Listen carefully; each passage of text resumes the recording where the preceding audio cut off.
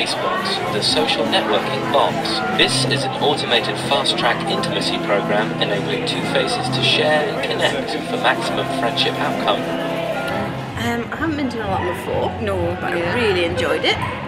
We were first met with Christy O'Carroll's 6 Degrees of Separation, which was fun. Into in about 2 seconds as we walked in, which is quite fun. Yes, nice way to connect with some people we didn't know. So my name's Christy O'Carroll, and in this allotment I am looking at the 6 Degrees of Separation.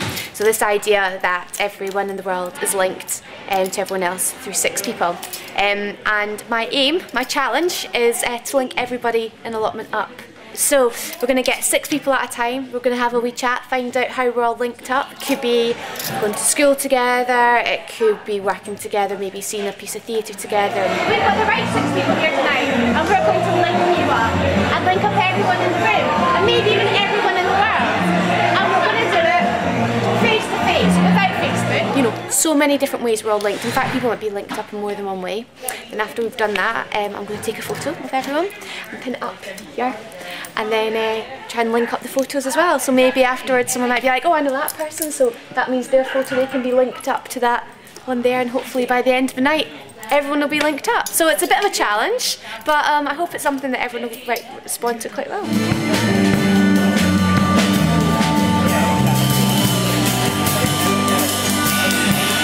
My name is Gareth Caval, this is the newsroom, and this is the newsroom for the Allotment Mercury, which will be coming out later on this evening. This is our pages in progress. We're going to be trying to create 9 of these pages this evening.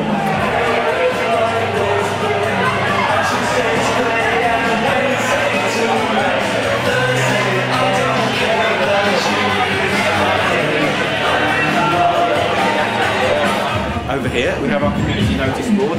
Here's the personals, mostly at the moment filled with me asking for dates from people I've just seen as they've come in. Top tips, things that people might be interested in seeing that they've come across and want to pass on.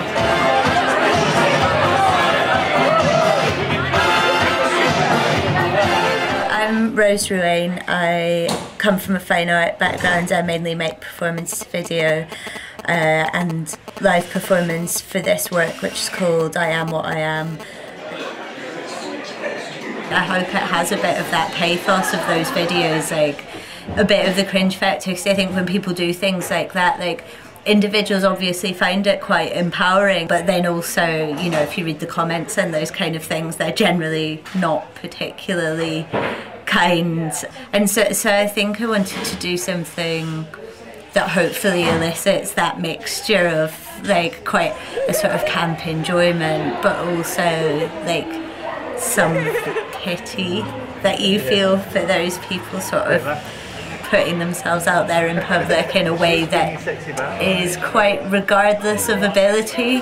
You know, I think there's often a bit of a triumph of hope over reason in those kind of performances. I think it's really well organised, definitely. Yeah, we've had one in the game shows who had a go on. We want to have a go on the poetry as well, Poetry Corner. Hi, my name's Fiona. Hello, I'm Drew. And we are doing a performance called Totem of My Love, which is within our lovely space. Step 1, we interview somebody and they tell us all about a friend of theirs who they consider to be very special. So once we have this information, we then take it away. Drew writes a lovely poem and I make a corresponding soundscape, which we then do 3 of those in an hour. And at the end of each hour, we do a little performance, like that. Baby doll Lorna, I'll warn ya, if you're another garden animal, you won't get no food. Baby doll Lorna, I'll warn ya, cause Ernest and Herbert, my squirrels, get me in a good mood. Baby doll Lorna, I'll warn ya, I've got an awesome convertible and I'll make you jealous. Baby doll Lorna, I'll warn ya, for my best pal Lisa, I'll always make a fuss. Baby doll Lorna, everybody. And then if they want and love it, they can take away a badge that corresponds to the thing they've listened to, telling all their friends what a wonderful experience they've had.